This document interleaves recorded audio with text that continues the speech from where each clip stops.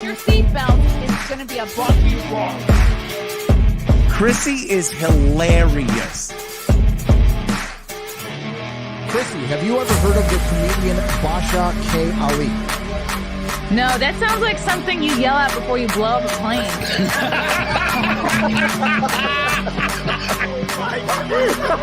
Basha K. Ali! 30 seconds remaining. But you know what, Chrissie, to say I doubt that you'll stand up to something, I haven't been disrespectful to you at all. I was very confused by the title, Everything Everywhere All at Once, because that's also what we call it when Ash takes off his shirt.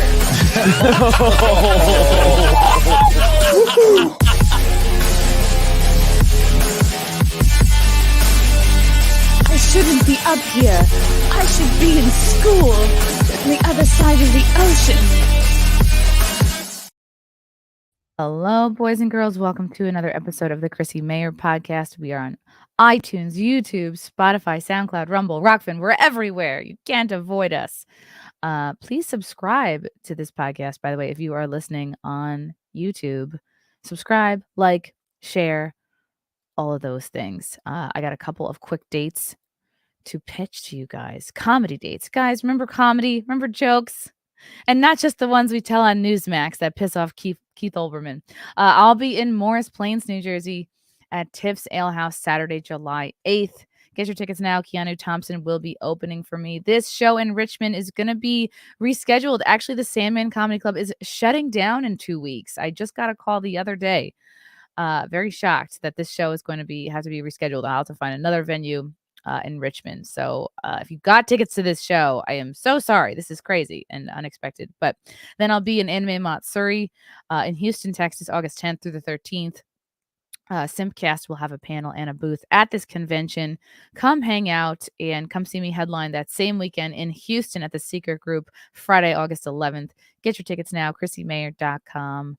Please and thank you. And of course, if there is a venue, comedy club, Elks Lodge, whatever, abandoned warehouse in your state that you'd like to see me perform in, tweet at them, tweet at me, get it going, get the online conversation going because I get overwhelmed and sometimes I don't know where people want me to go.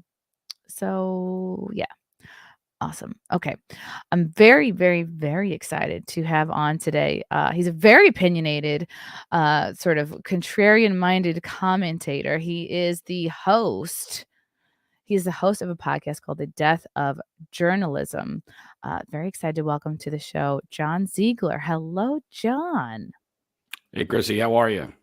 It's very nice to talk to another adult who's up and dressed by 11 a.m. You'd be surprised how many of my fellow comedian friends don't even move till 1 p.m. So this is refreshing. Well, I'm in Los Angeles, so it's actually just past 8 a.m. You're up even earlier. I don't know if you'll make it in showbiz, John. I'm just kidding. I want to know. Well, I usually ask my first-time guests how they sort of came into their political opinions. And we'll definitely talk about a lot of interesting topical stuff like the Trump and DeSantis kind of drama, the live drama with the PGA Tour. But I want to know, were you kind of always, I guess, would you consider like a conservative libertarian?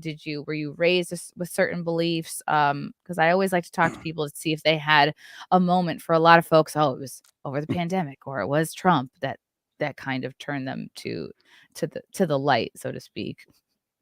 Sure. I had what I consider to be kind of a classic political evolution. When I was a kid, I was very politically active when I was a young boy. I grew up in the 70s. I was born in 1967, and I was an unabashed liberal. I liked Jerry Brown and Bill Bradley growing up in the suburbs of Philadelphia. And so as a 10-year-old, I guess, maybe less than 10, probably as an 8 or 9-year-old, I was a liberal. But then came along Ronald Reagan. And by 1980, I was a full-fledged conservative. And so Reagan was definitely a major figure in my life.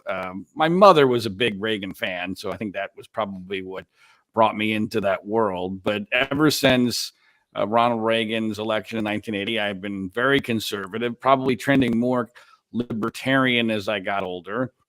But now I consider myself mostly anti-Democrat because I don't really have that many heroes within the Republican Party. I'm a big fan of Ron DeSantis, but I don't know that you can put him in the category of Reagan, at least not as of yet. But I definitely post-COVID I'm essentially a one-issue voter, which is anti-Democrat. I will never vote for another Democrat again. Oh wow, At least not one. they burned you, huh? Well, prior to COVID, I had a lot of liberal friends. One of my best friends in the world was the Democratic chairman of the House Budget Committee, a guy by the name of John Yarmouth, who I hosted a TV show with when I was a radio and television host in Louisville, Kentucky. And he and I were very, very close, but we haven't spoken since the first few months of the pandemic because I feel what the Democratic Party did during that was evil, and it was clearly intended to destroy the essence of America. Some people probably were deluded into thinking it was about saving lives, but from a political standpoint, it was clearly the worst thing that has ever happened in the modern history of America, and it was mostly self-inflicted. And the libertarian in me was unbelievably outraged and will never forgive those who harmed our society, our country, and specifically our children. I have two young daughters. One had just turned 11 and one just turned 6. And so that I'm sure that heightened my sensitivity to the absurdity of the pandemic response, especially when it came to schools and masking and that kind of absurdity. But I am very much in the camp of believing that the Democratic Party and that liberals and wokeism are dead set on destroying the essence of America, and they've done a hell of a job of it over the last few years, and they will continue to do that unless they are stopped. And I am pessimistic about the ability to do that, largely because 90% of the mainstream news media is 100% on their side. And that's a large part of what we talk about in my podcast, which comes out twice a week on Tuesday and Thursday mornings, called The Death of Journalism. And why is it called The Death of Journalism? Well, because journalism is dead. And I've had a career that has been in virtually every aspect of the news media. I mean, almost literally every aspect of the news media. And so I have I think a unique expertise and some extraordinary stories to tell that are real life. I don't just talk theoretically about the essence of journalism. I've been in almost virtually every aspect of it at the highest levels, oftentimes failing, but still understanding the essence of it and being able to relate to the listeners what's really going on as opposed to what appears to be going on. And I don't do it from a conspiratorial standpoint. In fact, I'm an ardent anti-conspiracy person. I talk about things from a real world perspective and try to help people understand what is actually going on, specifically within the news media and how the news media shapes events in our world, not just in politics, but also in sports and culture, entertainment, and virtually every aspect of society. I appreciate that you have that position because it's very easy to get wrapped up in conspiracy theories, and they very well might be true, but it's hard to make decisions about your life without seeing proof, and a lot of us maybe act from a position of like, oh, what you would like to have happen versus like what actually is happening. So you're like a cold splash of water to the face in the morning. It's good to. I'm just picturing you as an 8-year-old liberal. It's amazing because now I feel like with the TikTok generation and Gen Z, a lot of kids are more online, maybe having a social media presence. But that's very impressive for you to be kind of politically engaged at such a young age. Is that what kind of prompted your interest? Sort of getting into journalism or sort of working in the media? Well, when I was a young kid, I had two major interests, which were politics and sports. And my first career aspiration was to be a sportscaster. And so that's what I did first. I went to school at Georgetown University in Washington, D.C., which was a terrible place to go for someone who wanted to be a sportscaster because we had basically no communications department and our radio station was terrible. But I somehow managed to become a television sportscaster at two local affiliates, one in Ohio, one in North Carolina. And I got enough of a taste of that to realize that well, there were parts of it I really liked, and I was good at some elements of it, that I really wasn't cut out for it because the world was changing, and I was far too controversial for corporate sports television media,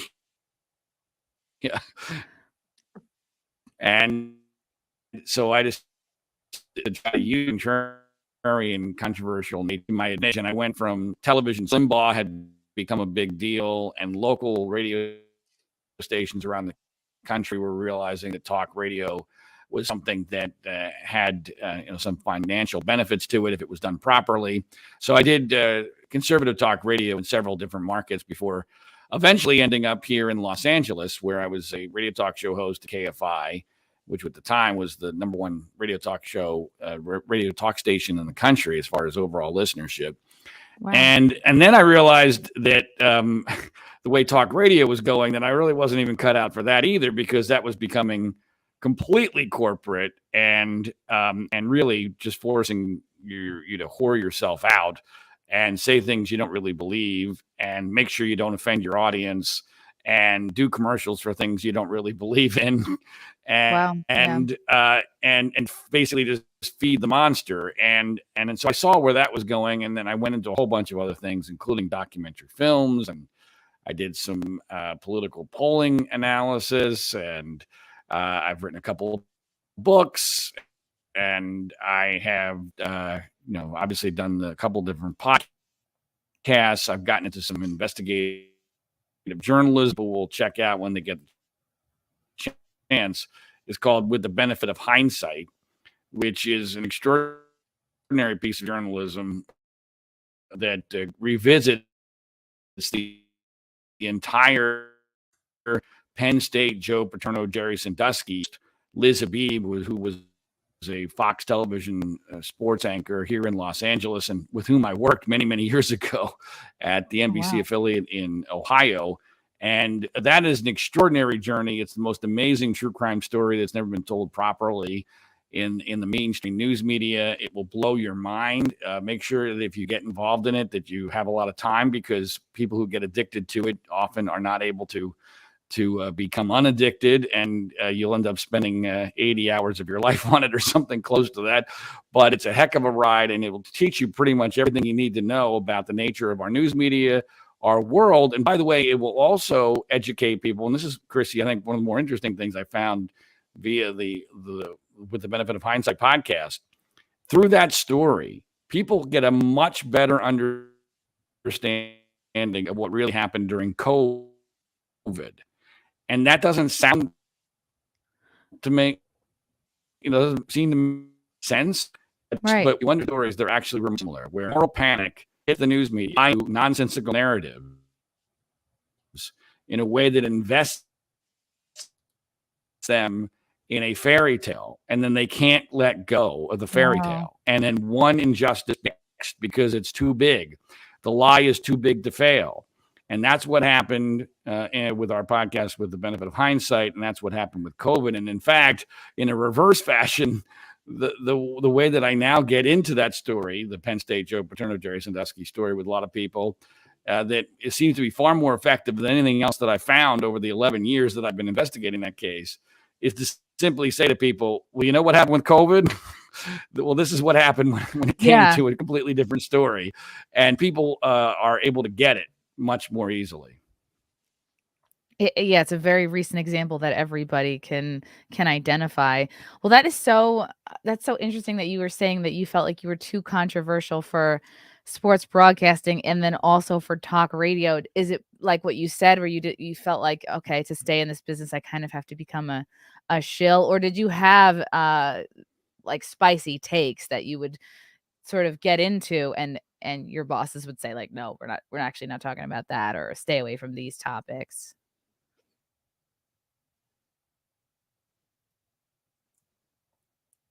Oh, am I cutting out a little bit? Can you hear me? Oh no, we have a wonky internet connection. Okay. John, maybe try leaving and coming back. I'm gonna see if that helps. Darn it. We were on such a roll too. Okay. Okay. Okay, So try what do you that. want me to do? You want me to Try drop I out of think the this? internet connection is a little maybe it's a little bit better now, but I feel like I was cutting out there a little bit or you were cutting out. Okay, I'm not sure if you heard my last question, but I think it's interesting that you Okay. said you were too No, I did. I got your question. So controversial. Yeah. basically,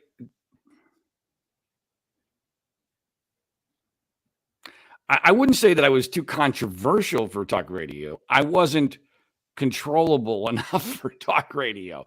Talk radio is very contrived, and you have to take certain positions, and you definitely can't technically make. The worst part about it to me, Chrissy, is that you're now basically doing therapy for your audience. You're just telling your your, your audience what they want to hear, which oftentimes is not actually the truth. And that's why I lost interest in it. That's good. You're truly an individual, which I think people need more of today. It's interesting that you mentioned that you were kind of early on inspired by Reagan. So RFK Jr. has just thrown his hat into the race for president, and I have heard a few folks kind of compare him. I've heard people compare RFK to Reagan. I've heard people compare DeSantis to Reagan a little bit, but it is interesting that I think we have multiple, we have better candidates I think running in this race than in the last election. At least there's more choice. Um, your thoughts? I know you're supporting DeSantis. Is it just based on how he handled COVID in Florida and his stance on sort of Disney going woke and taking away their special privileges, or what sort of attracted you to DeSantis originally?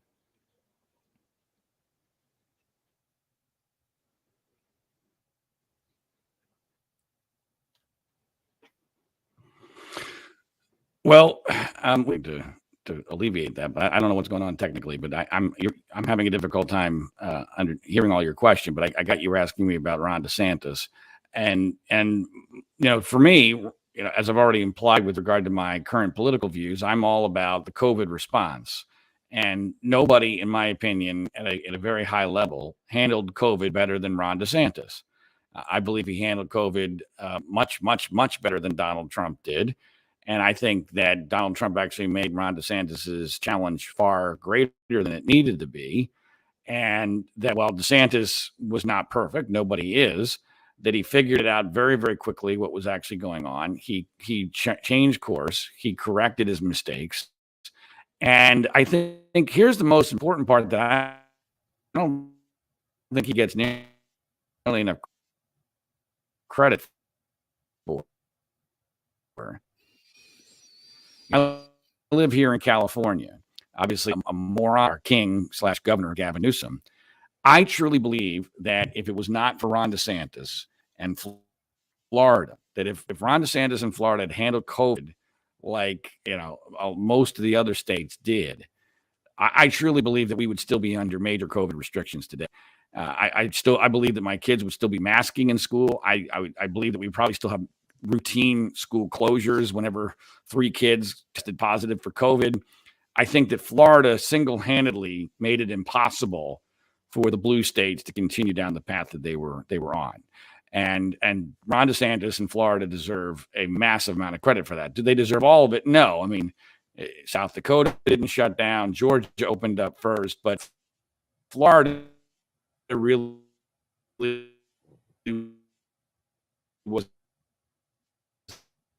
the state, because obviously a huge state, and before Ron DeSantis' reelection,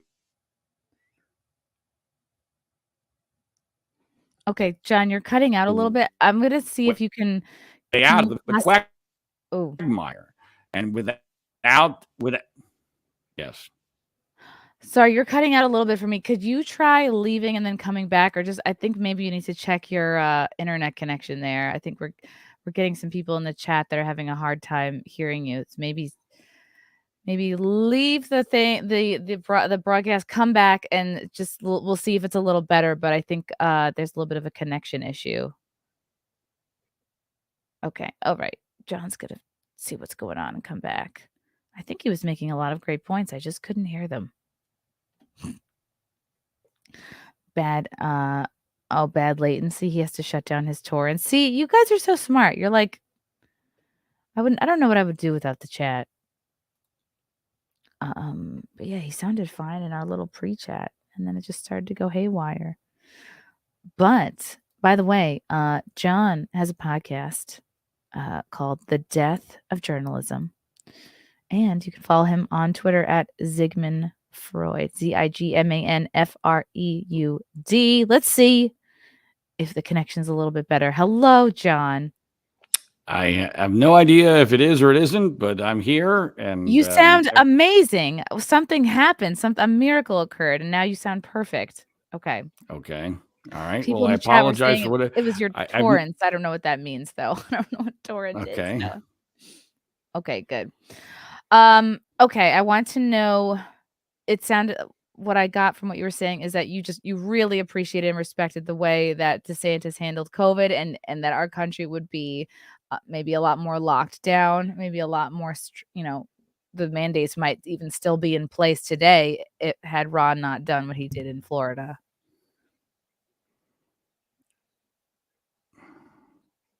Uh-oh, can you not hear me?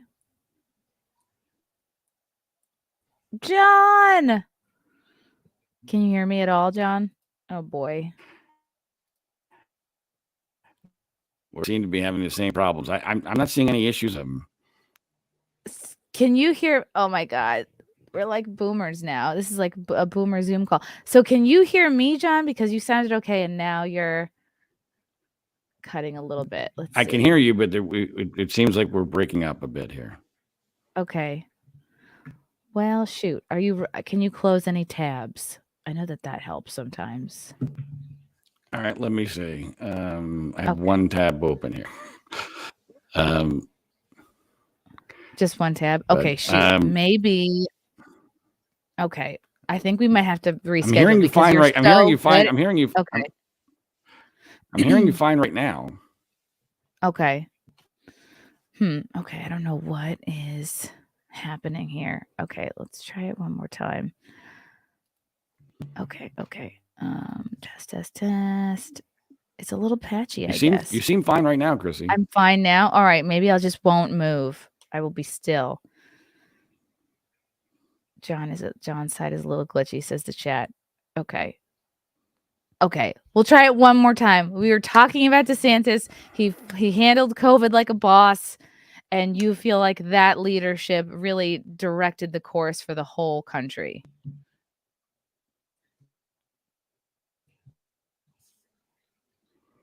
Oh no, John, it's your internet connection. All right. I'm going to have to reschedule you. I feel horrible because you're so fantastic, and I just want everyone to be able to hear you. So, John, we might have to reschedule because I think it's, there might be a little bit of an internet connection issue going on. Well, I don't understand what the issue is because I've done 100 of these things, and there's nothing going on here. This has never happened before? Clearly, there's a problem. I don't know. It is what it is. So I apologize that, I can't hear you. You can't hear me. So, but thank you for your input. Oh, John, we're going to reschedule. You're the best. So sorry to the chat. And I was like very excited to talk to you, John, but I'm going to message John. We're going to reschedule this. Don't fret, everybody. Sometimes we get internet issues. Okay. It is what it is. We're going to reschedule, guys. So, okay. What else? What else is coming up? We're going to have John come back. Tomorrow, very exciting. Tomorrow, Wednesday, June 7th, I'll be having Laura Loomer on the show at 9 p.m. Eastern. Very excited for that. Wow, cough. Thursday, I'm going to have Chandler Juliet on and Rita Love. We're gonna stay and hang out here a little bit because I actually have some packages to open from you guys. I hope John's not mad at me.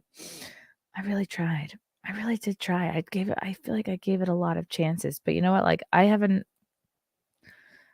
It's hard to have a conversation when the internet is clipping. So we're gonna get John back.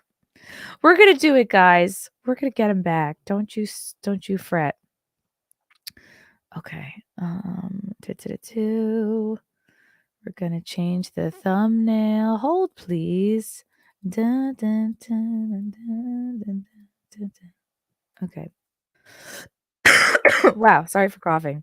How inappropriate. Okay. Holy cow. I've had a crazy 5 days of coughing.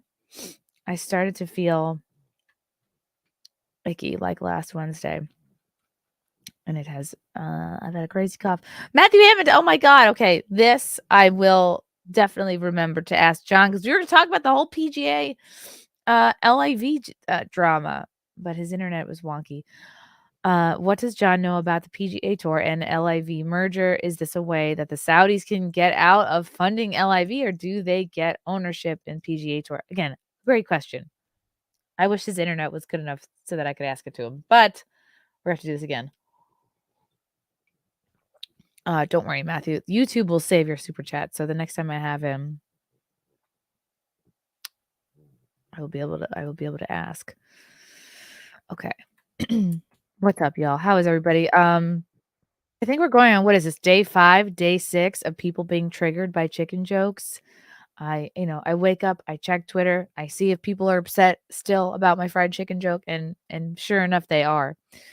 And I don't quite know what to make of it. But big shout out to my buddy Chris Coles, aka Mr. Regan, because he made a fantastic video that I just watched this morning, really breaking down everything. I highly suggest you guys go watch it. It's on YouTube. It is I love it because I love the title of it. It's called Chrissie Mayr broke Keith Olbermann with a single joke. Oh, it's these moments I really feel I don't know. I just feel like I'm making a difference. Yeah, go to Mr. Regan's channel. Subscribe if you're not already. Chrissie Mayr broke Keith Olbermann with a single joke. This whole video is like 22 minutes long. I'm not going to play the whole thing, but my favorite part of this video that Chris made, and Frank was so kind to highlight and clip it.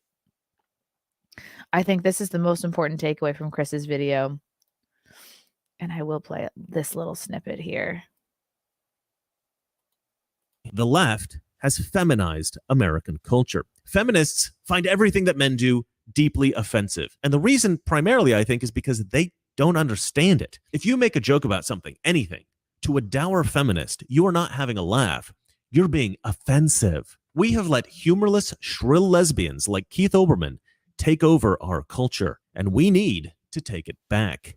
The truth is that those who condemn racist jokes, these people are the real racists.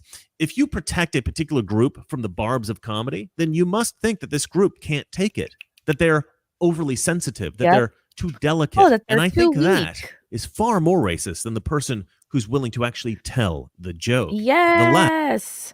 Yes, Chris. What a good point. And I loved all of his clips from famous comedians of the past, like Roseanne Barr, like Don Rickles. Really great video. Go and watch it. People don't like the chicken joke because they're really truly just pretending to be outraged. We know that it's not a big deal. Like someone with common sense knows that it's not a big deal, but it's so easy to grandstand on Twitter. It's so easy to be outraged. Oh, you're racist, because people get off on making somebody else cower. People get off on the idea that someone would be intimidated by them and bend to their will take back what they said, apologize. People love to apologize. I will never apologize for a joke. My only apology is that the joke wasn't a little better, a little stronger, that I sort of rushed it. It could have been better, but I don't apologize for the nature of the joke. Thank you, Mark Sart, by the way, for the super chat. So we'll see. Yeah, it's not like I said you can't have chicken because of your color. Right, we all eat fried chicken. He is a boomer lolcow, but when I first saw Keith respond, I was shocked because I'm like, isn't he better than this? Like, isn't he bigger and better and way more famous than to be commenting on little old me? So, yeah. Anyway. Oh, I'm too close to the mic now? Okay, wow, we're really trying our best. I'm so annoyed about our internet connection. I really was excited to talk to John. He's had a very cool long career in radio and the media. So, and I like that he's kind of would you call it Democrat pilled? He's just very he's basically like a walkaway person, but from a very different perspective. Okay, anyway, I'm going to open up some stuff from the mailbag. This I already opened because I didn't know what the fudge it was. Again, there's no note with this. I don't know what this is. Zip string. I don't know what a zip string is. Thank you, whoever sent me this. I don't know who you are or what this is, but I appreciate it. This better not be a vape. I don't vape. I'm not a vapor. What is this? It comes with string. What is a zip string? How to zip. Insert string and floss between wheels. Hey, Zipster. Welcome to the team. We hope you enjoy your zip string and get lost in its mesmerizing physics. If you're looking for trick ideas, check out the QR code on the back. Then show us what tricks you came up with. What? Tag us at Zip String on social media. Have a zip-tastic time. All right, well, I appreciate the lame puns. Okay, this looks like a pipe. All right, now without looking at any instructions, so it comes with string. Wow, you know who would love this? A cat. What the hell? Okay, so this is just a big old piece of connected string. What is this? Oh, it makes a sound. There's like a tiny little motor in there. What the fuck? Insert string and floss between wheels. Oh, this is stupid. I'm sorry. I mean, I love you guys for sending me stuff, but this looks so fucking stupid.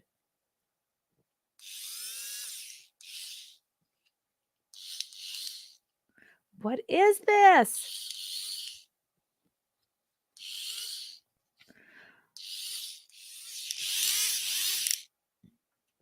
Okay, I feel like I'm doing this wrong.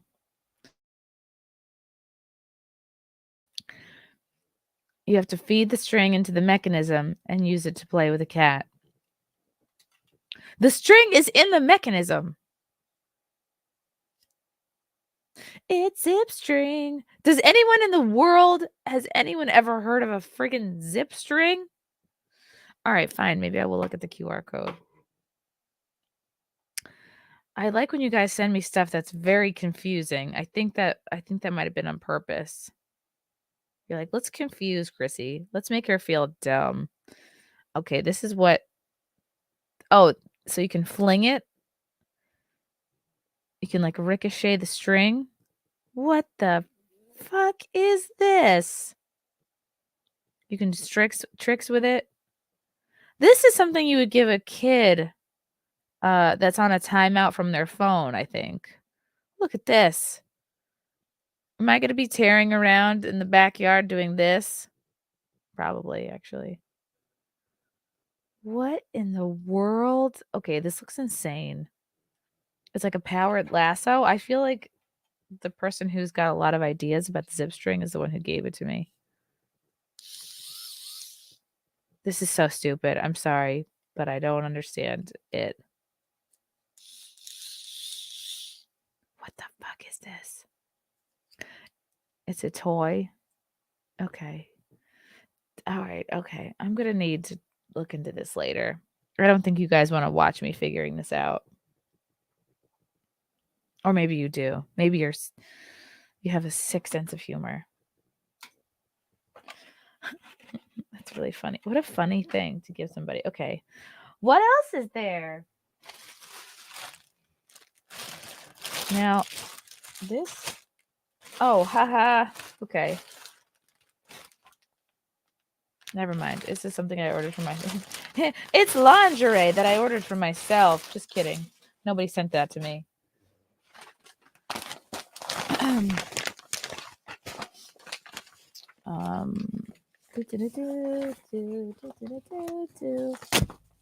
I would watch you clean your ears out with a pencil. Wow.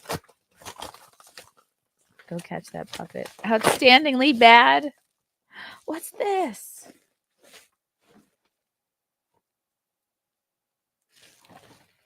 No note. Where is this from? Canada.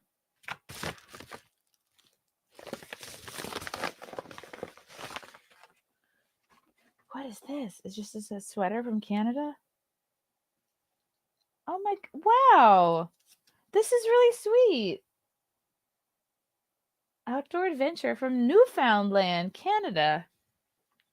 Have any of you heard of this place? Wow, thank you, John. Thank you, John from Canada. Oh, this is actually my size and it looks very cozy. Thank you. I'm waiting for something to fall out of it, like a catch or something. How cute. Wow, this is the only piece of Canadian merch or anything that I have. Wow. Something from Canada. Well, thank you. It's cozy. This is good because I'm always cold. And I mean always cold. Thanks, John. Wow. Very unexpected. I went from something very confusing, like a zippy string, to something like a sweater, which I can understand. Newfies, one of your is that what they're called? Newfies? The people from Russell Hall? I mean, people from Canada. I'm out of it today. I'm very much out of it. Okay, I know what this is. I can't really open this on camera.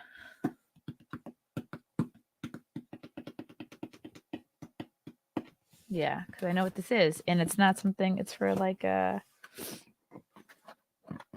it's a thing for the wedding. So I'm not really going to be showing people. I want to do like a grand reveal at the wedding.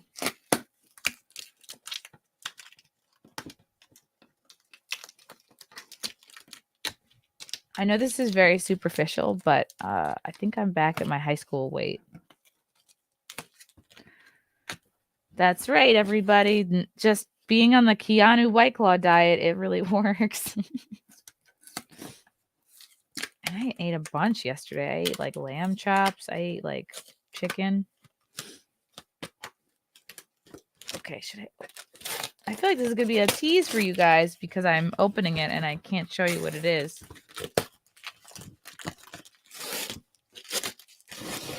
It's corn. I'm really this zip string thing is gonna keep me up at night. Not knowing, like, oh god, you tape the fuck out of this. Oh, you know what I want to shout out before I open this up? Somebody sent this to Compound Media yesterday, and I can't remember who it's from, but it's really funny. These are shirts that I for sure have to wear on FNT. This is Az. I said she had a nice rack, and it's Az on a shirt. Isn't that awesome? This is so funny. Whoever sent these to me, thank you. This is so funny. Is it clear that this is Az? Does this come across that it's Az? I said she had a nice rack. I wonder if he sent them to the other FNT people. So that's good. Hold on. And this one's funny too. I got news for you. Oh, This is great. I can't wait to wear this. Maybe I'll wear this Friday for FNT. I love a tank top moment. I could work out in this too. I would definitely confuse everybody at the gym if I showed up in this. That's what I want to do, is confuse people at the gym. I have an entire drawer full of just free t-shirts or shirts with like funny sayings on them. Like I have a shirt that says socialism sucks. I have a shirt from the pandemic that says the media is the virus. Like a lot of these shirts I guess I could wear them now, but they very much spoke to a time and place, and that was COVID. So, those are my sassy COVID shirts. I think I bought the socialism sucks shirts from like one of the Trump rallies. Brought to you by Zipstring. Yeah, and of course we have Gino's shirt that COVID is the flu, the better publicist. That's funny. Actually, there might be something in here that I can show you guys. I don't have a scissor on my desk. I gotta feed the turtle after this. Iggy's getting so big. Iggy's like bigger than my hand now. Are you guys familiar with Herman tortoises? He's huge. I should weigh him. That's what I should do. I'm going to put him on the scale. Maybe I'll do that today. And if he doesn't weigh enough for the scale to pick up on him, like maybe I'll weigh myself and then I'll hold him and I'll, do a little subtraction thing. Oh, wow. This is the most carefully packaged thing of all time. Oh, I love it. Ah! Oh my God. Okay, this I can show. This is from my boy, Mr. Dune. He came to, I think, our show at the Hyenas in Dallas. Not the one with the land whale. I think one of the earlier ones. And he brought Lego. He's the guy who made this. He made the Griff Tour thing with a little Lego of me. Did I ever show you guys this? I think I posted photos of it on Instagram, but I don't know if I ever brought this onto a stream. This guy is so damn talented. He made me. Look, it's me holding a microphone and then holding my album. It's like a little live from January 6th. Isn't that fantastic? It's so tiny. It's so teeny. So he made little action figures of myself and Keanu and Lila. And of course, they had to take theirs home because how often do you ever get a custom Lego figure made of you? So they took theirs home and I was like, I kind of want... Now the set seems empty now because I'm missing my friends. So he made me extras. Isn't that great? Okay, you guys can't see what I'm doing. Good. Look, he made me an extra Kiki. It's Kiki with her purse. This is great. It's me. It's little Kiki. He didn't do her nipples, which is very kind. Oh my God. And then holding her phone in one hand and a purse in the other. It's hard to tell though. Okay, let me put these in her little Lego hands. Are you guys familiar with Legos? I can't wait to accidentally step on all these later. Oh my God, is it not fitting? I'm gonna fucking okay. It does fit. Oh, why am I skimming out? Here we go. It's Kiki. Wow. Thanks, Taylor. You're the best. Okay, so we got the Kiki. Tail Dune. Yeah.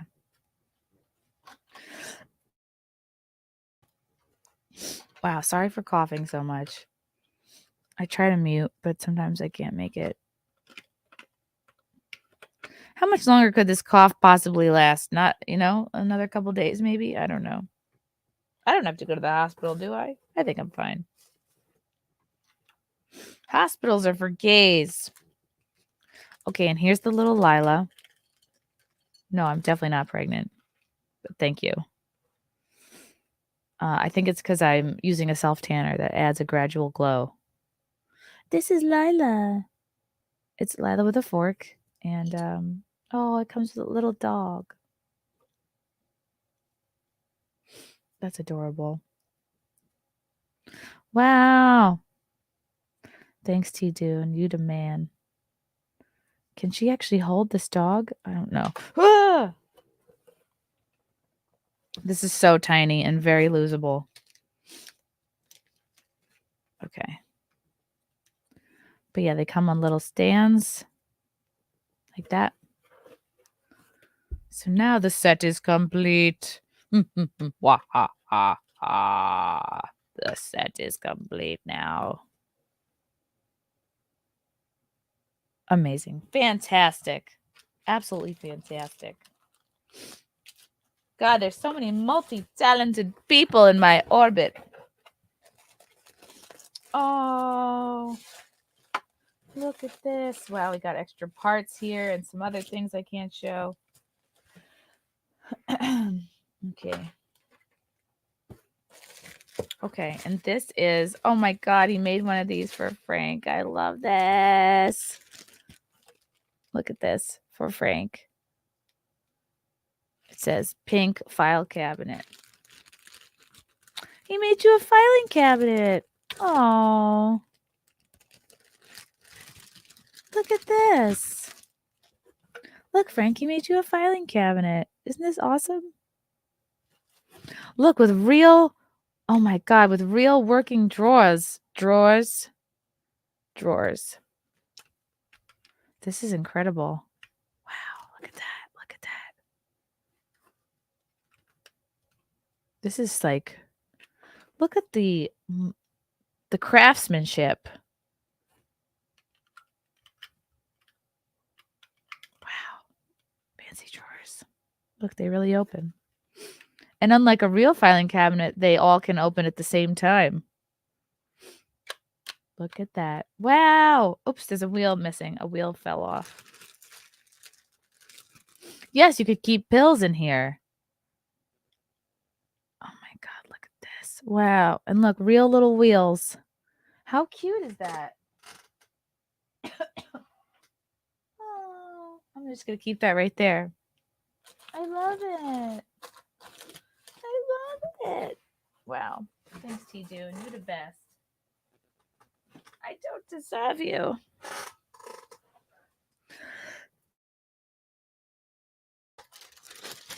Wow, a filing cabinet. Okay. I know you guys didn't come here to watch me cough and blow my nose, but that's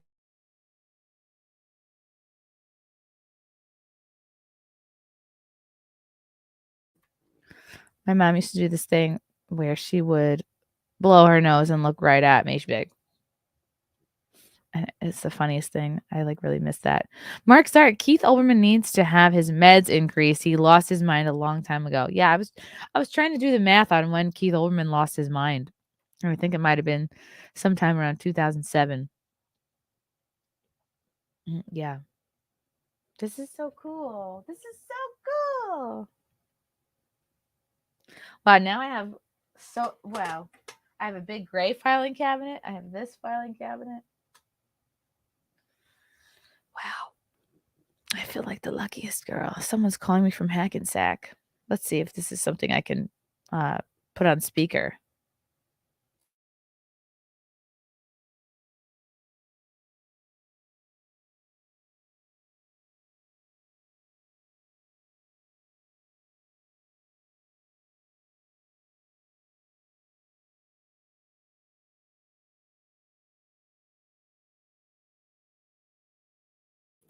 Wow, it was a real call. It was the videographer. It was the videographer for the wedding. He did sound like a comic book villain, though.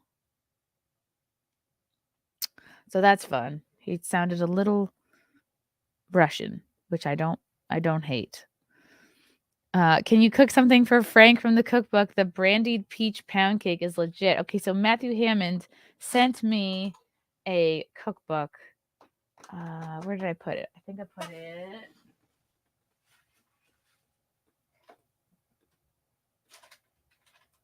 Oh my god, where did I put it?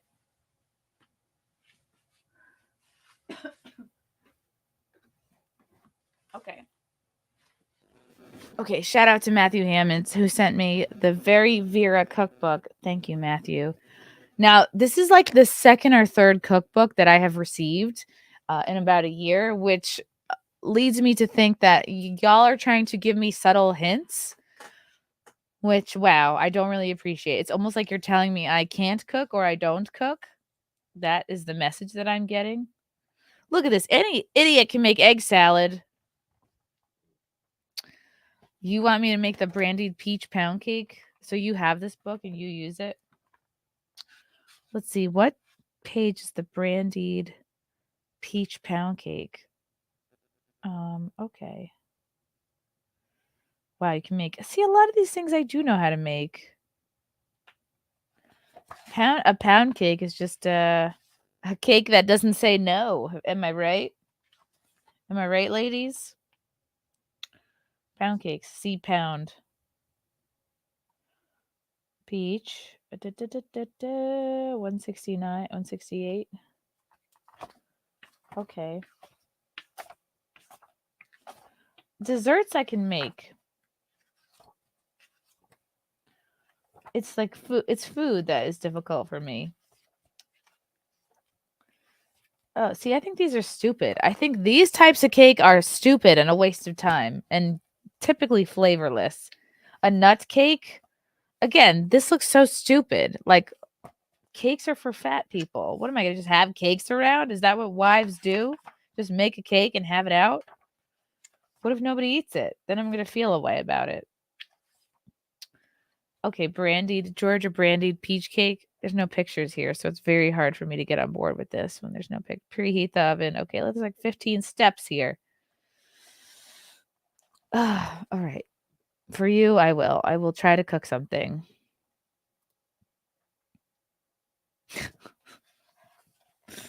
This could be a potluck situation. But again, like I just don't like this pressure on now that I'm going to be a wife, I have to make cakes all the time. Is that what you guys want? Is that what you men want? Poppy seed cake? Like, is anybody going to get hard when they come home and see this? Is this going to do it for you guys? Like, wow, poppy seed. I got to get that in my mouth. Wow, amaretto cake. All right. So this is all using bundt. These are all pound cakes. You throw it in like a bundt pan and then you flip it upside down. Are these really that great? Does it really necessitate having an entire section for pound cakes? Okay. I can make a cake. This is at least cool. This is like a pecan bread pudding. That's fun. Bourbon sauce. Yeah, I could drink some for me, some for the sauce, some for me. Cheesecake brownies, easy. Not to Hello Dollies. What's in this? Graham crackers. Coconut, yes. Butter, yes. Chocolate. Okay, these I would fucks with this. Like a messy, nutty, chocolatey concoction here. This is how we lose our girlish figures, okay? Lemon bars. Oh, lemon bars are good. Peanut butter bars. Oh, coconut cake. Fuck. I love coconut. Well, these are wifely. Yes, this is what Steven Crowder would call wifely duties. You're correct.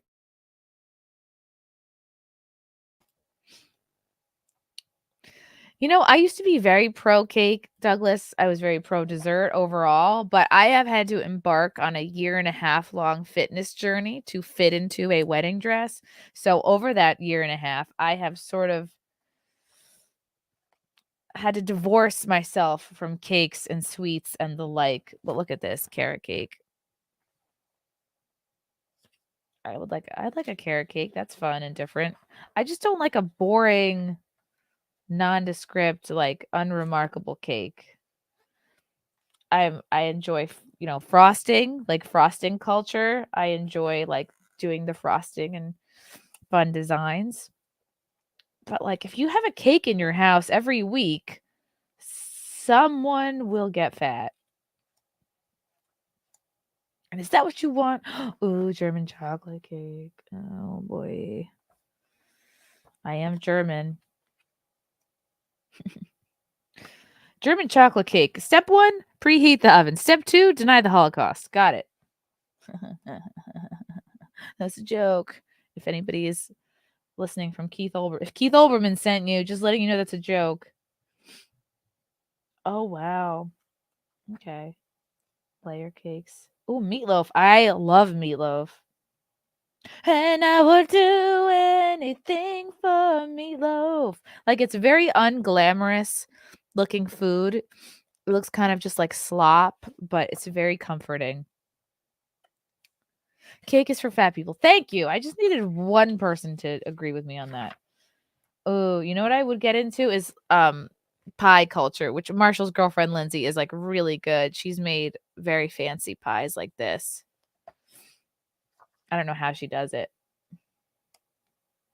Like I can make a good crust, I just can't make it like fancy flaps like that. Breakfast casserole, that looks keto friendly. I see meat, I see cheese, I see butter, eggs. This is good. Yeah, this looks very keto friendly. Sausage, eggs. I'm gonna earmark this bitch. Yeah, I'm gonna cook stuff. Baked French toast. You know, it'd be cool, like a carnivore cookbook. Does such a thing exist? Oh, mac and cheese. You make that for like company and special occasion. Ooh, broccoli salad. Ah. Coughing into a cookbook. Sorry. Wow. Broccoli salad is so good. Look how good this looks. My mom used to make broccoli salad. Ooh, she's dead now. It's broccoli, it's onions, cranberries, bacon. Yeah, there's nothing offensive in here. I love a broccoli salad. Kind of healthy too. The thing is, you know why this lady Vera can make all this cooking? It's like she probably doesn't have a YouTube channel to tend to. She probably doesn't have to do stand up. You know, she's got time for all this to make vegetables and side dishes and pecan crusted this and that. Ooh, butternut squash soup. Did they put the pedophile symbol in the squash soup?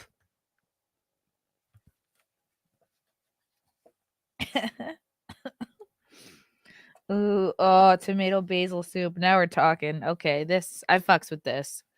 With like a cheesy crouton. I would make that. Just takes 1 hour and 15 minutes. Okay, that's easy. I like soup. I've gotten into soup culture. Garden patch soup. What? Potato herb. Ooh, seafood bisque. Except I remain allergic to shrimp. But I would make it and try it and see if anything crazy happened to my face. I've really gotten off of salads. Like if you want to lose weight, don't waste your time with salads. Eat bacon, eat eggs, eat meat. Ooh, biscuits. Oh my god. They're so good. See, this seems crazy to me when you can just buy a box of Red Lobster Cheddar Bay biscuits and they come out incredibly. But again, this only takes like 20 minutes to do, so It's hard to top the Cheddar Bay biscuits from Red Lobster, and they sell the boxes in grocery stores. Cheese straws. Why would I make a cheese straw? To drink like nacho cheese out of? Maybe. Onion dip? Okay. See, cheddar cheese and chive biscuits. Why would I do this when we have the Red Lobster packet already?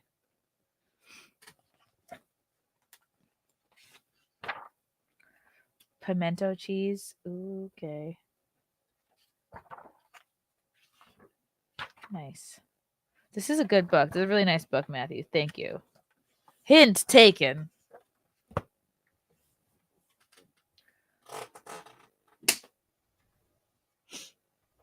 Just don't eat. For real, that does work. Just straight up not eating. Just straight up intermittent fasting. Does do wonders.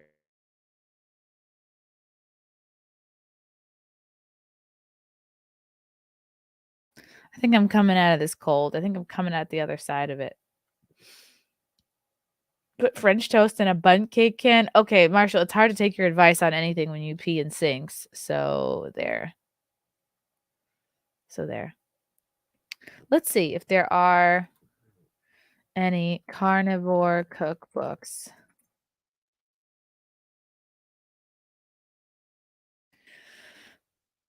Huh. Okay. Yes, it does exist. It's called the Carnivore Cookbook. Are the recipes just like, meat again, meat another time? All right. I'm getting hungry now. My sink is clogged today. Gee, I wonder why. From all your sink pissing endeavors. Wow. It was so nice to have Melanie Mack back on Simcast the other night. She, Chrissy, and Brittany are the big three as far as I'm concerned. Wow, thank you, David. Yeah. Broccoli. Gosh, now I'm hungry now, looking at all that food in that cookbook. Look what you've done. Look what you did, you little jerk. Look how great this is. Wow. It will be a treasured family heirloom for decades to come. Okay. All right, fine. I will ask them about this. Let's say, certainly you all have attended a wedding at some point in your adult life, at least one. How would you feel? And I wonder why, Frank, you're asking me to ask them. Is it because you're having second thoughts or you just want their opinion? Would you want or enjoy a confessional booth, a confessional / testimonial booth at a wedding? Like, let's say you're at somebody's wedding and then in the corner there's a tent with like a light and a camera and a computer recording, and it says like confessional booth or like testimonial booth, and you go in and you can say literally anything at all, and it could be either recorded or live, because this is an idea that we are kicking around for our wedding. If we want to do a confessional / testimonial booth, like you could do it and just film it and keep it for yourself, or it could be live, which is like, ooh, it's live. But that could be fun for people to watch, Some people are saying no. It's weird. Why is it weird? And my concern with it is, if it's live, there are going to be like large swaths of time where nobody's in there, like while we're eating, if there's dancing, if they're certainly not during like the ceremony or the cocktail hour. So I think for the person that's watching at home, like they don't want to watch a blank screen with nobody on it. That's my concern. Like I would film it and keep it to myself, and then maybe do a super cut and I maybe put that out there. But I just worry about the experience of the viewer at home. They're going to tune out if they don't see anybody there for, a minute or something. If people know it's there, they'll do it. I mean, we did already order the things, but we can still back it. We ordered a tent. We ordered like red rope things. If people know it's there, it's do it. Who does that and why? You sound like a Fed working at Twitter. Okay. Hell no. Confessions are secrets for only you, the anonymous priest, and God, no one else. Okay. I'm not talking about a religious confessional. I'm not talking about like what you would say to a priest. God, no. I'm just talking about a kitschy idea of like, ooh, say anything. It would be basically like, you know how people have like a glass case and they'll have like these little wooden hearts or pieces of paper like, oh, write advice for the bride and groom, and you put that in a thing. It's basically that, but in video form. Certainly no, not I don't want to hear anybody confessing their sins or innermost secret. God, no. That's my wedding is not the place for that. We don't want to bring the room down, but it would just be more like you're going to be recorded. It may or may not be live, but advice for the bride and groom, what's helped you through your relationship or your marriage, jokes, being funny, like literally just say anything, and it's a fun like memory for us to have. I definitely don't want secrets, like none of that heavy shit. Yeah, I don't think I made that clear. No priest at all. None. No, it will not involve a priest. The priest part will have been over by then. No one. This is not for blackmailing purposes. This is just like to say something zany into a camera, like goofy, like Chrissy looks fat in her dress or something like that. Okay, like a drunk dunk booth. You'll end up with unintended porn. I mean, that I don't mind. It depends who's doing it. But everyone's good looking who's coming to this wedding, so that's fine. How are you going to control what they confess? You won't. It's like you don't have to confess anything. You can just like really say whatever you want.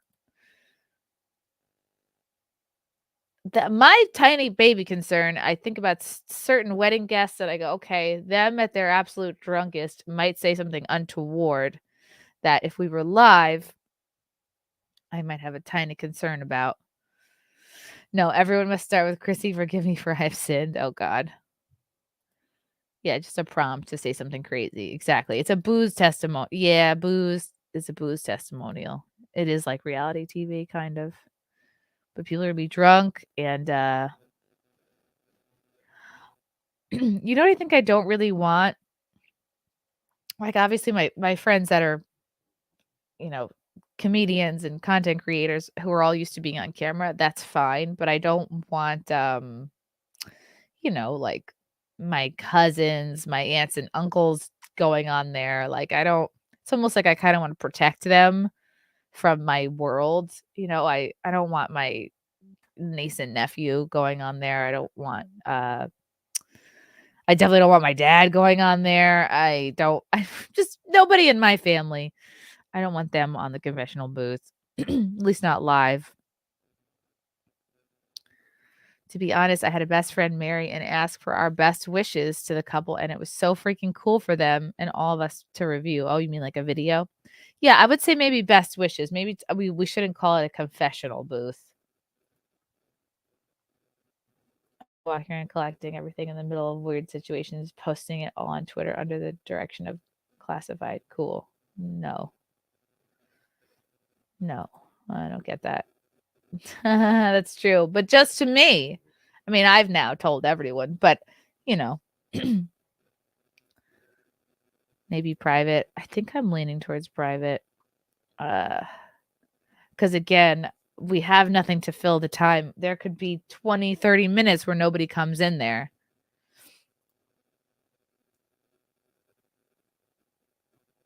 If you have a list of who you don't want to use it, then I wouldn't do it. I don't even think that those people would even want to do it because they're not on camera types. You think it's maybe a security issue? This might actually be like hilarious for me because he would just be like real honest. But again, I don't think this is something like I would understand it because I know all of his shit. But the internet doesn't. They'd be like, what the fuck? I think it's cool. It's something you can look back on for years, and like 10 years from then watch and have fond memories. Okay, but I think the question is it live or is it just recorded? Live or private? I think I'm leaning towards private right now. I wouldn't do it live. It sounds no different than some cameraman walking around asking guests to tell a story or give advice. Right. But I think the videographer is there to capture people in their natural setting, doing their thing, like not really imposing. Whereas this would be like a dedicated, okay, if you have something funny or goofy to say, like go into this tent, like a testimonial booth. Yeah, we're not going to call it a confessional, testimonial booth. Because we don't want people to confess there. I don't want to know about people's shit. Booth should be clearly labeled. Private only. I'm leaning towards private. Just because I think it's going to be boring for the viewer. And also, it being private does take out that like slight little X factor. Like that's one thing I don't have to worry about in the back of my head the whole night. Like, oh, what the fuck's going on with the live stream? It could be an audition booth. That's so funny. Like audition to be a part of the bridal party. What would you do? I know. I feel this way too. I very much feel this way. Having that. That's why I snapped last night on Wet Spot. A very nice fan, my fan from Boston, called in and was like, "Is there going to be an announcement like when your wedding is?" And I was like, "No, can't anything just be for me. God damn it!" And then I figured out who he was, and he's a very nice guy. I was like, "Oh, I'm sorry." Whoops.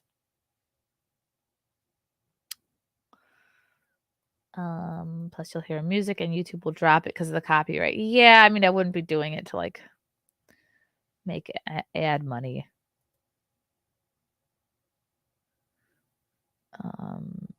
They were from Boston. They had it coming. Cecil drunk in the testimonial booth would be him trying to be sweet, but it would come off as really gay. PewDiePie hired a videographer and made a video of the event to be uploaded later. I think that is nice for the community. They already are a part of your life. They would appreciate it, I think. Oh, well, look at Fealty with the thoughtful answer. I could say it's Epstein's audition tent.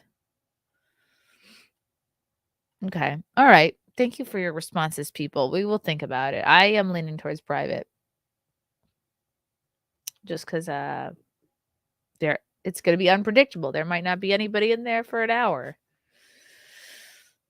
So yeah. All right, I'm hungry. And I need to cough more. And I need to go figure out what the hell this zip string does. Yeah, we'll have Marshall do it if he can stand in the background and slowly move forward to a group of people. It would be a write-off. Content wedding. All right. Well, there's plenty of time to figure it out. Oh my God. And most people probably wouldn't even understand the reference. Because a lot of people are dumb. Okay. Well, this was illuminating, guys. Again, so sorry that it didn't work out with John. Oops, his banner is still scrolling. How embarrassing. Again, come see me. Oh, I got to update this too because the Richmond Club is being closed down. My goodness. So there's no Richmond, Virginia show. Very upset about that. But guys, come see me in Jersey, July 8th in Morris Plains at Tiff's Ale House. I'm going to try to have a bunch of new jokes for that show. And in Houston, August 11th at the Ziegler Group. Get your tickets now from ChrissieMayr.com. Thank you, guys. This tent confessional conversation is ongoing. So let me know your thoughts. All right, y'all. This was fun, and we'll see you soon.